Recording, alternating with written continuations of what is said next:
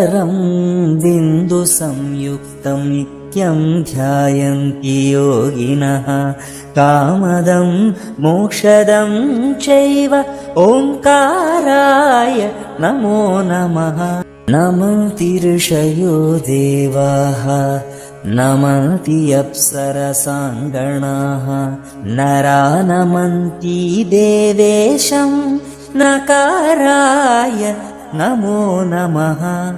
महादेवं महात्मानं महाध्यानं परायणं महापापहरं देवं मकाराय नमो नमः।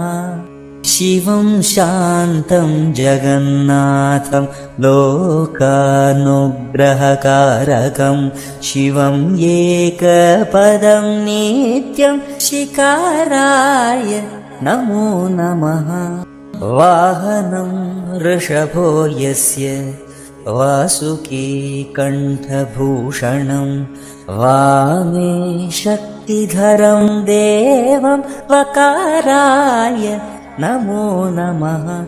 यत्र यत्र स्थितो देवः सर्वव्यापी महेश्वरः यो गुरुः सर्वदेवानां यकाराय नमो नमः।